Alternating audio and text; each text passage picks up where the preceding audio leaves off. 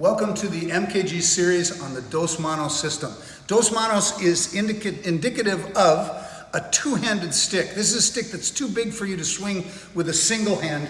Let's say your regular stick is this size, and you can swing it and manipulate it easily with your single arm. This one's way too big for that. There's no way for you to use this effectively with a single hand. So we're going to cover the Dos Manos system.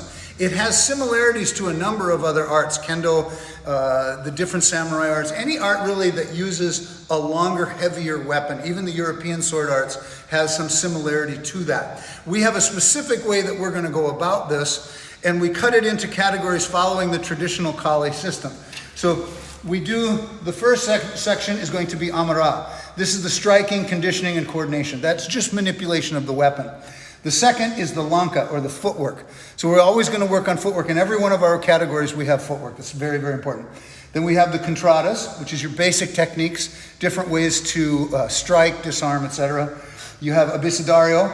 It's a steady feed. That's a steady feed. That means that somebody is feeding you different angles of attack over and over and over again. This is your batting practice.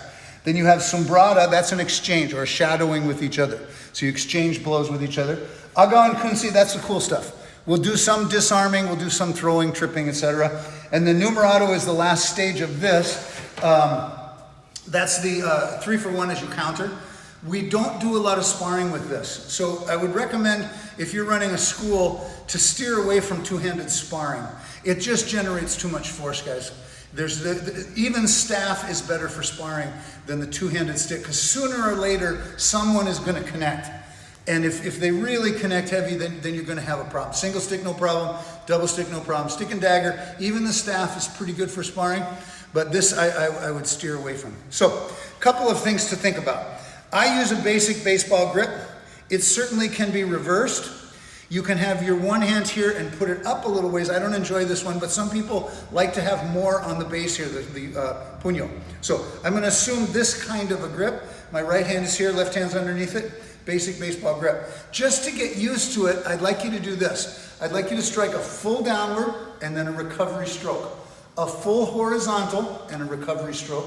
A full upward and a recovery stroke. And a full vertical. So we get those basics. So they're all what I would consider forehand, because if we were single stick, we would call this forehand. Right? So we got to have this full diagonal down, recover back. Horizontal through, recover back. Uppercut here, recover back, and then hit the vertical. Just bring it down like that and start again. These are big, gross motor skills, but this is really sort of where we start. Before we get to any tip work, before we get to deflecting and disarming and all that stuff. So that would be the first drill. Diagonal down, recovery stroke. Horizontal across, recovery stroke. Uppercut, recovery stroke, and step in as you hit the vertical, start over.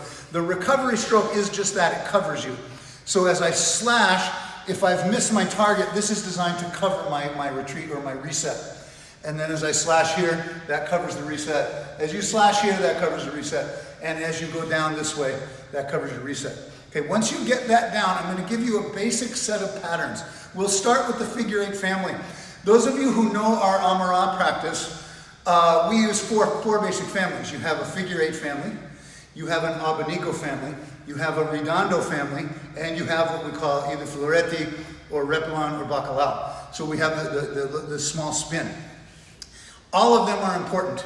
As we do this class on the last Sunday of this month, you're going to see applications for all of those methods. I'm just going to start you on your figure 8 for this first week of training. So what I would like you to do is I would like you to make a downward diagonal on both sides. Then, there's 2 ways I want you to do this. So maybe you count 3. If I count 1, 2, 3, then I'm doing 1 low backhand, 1 high backhand. Then I'm going to uppercut. 1, 2, 3. Hit 1 low backhand, 1 high backhand.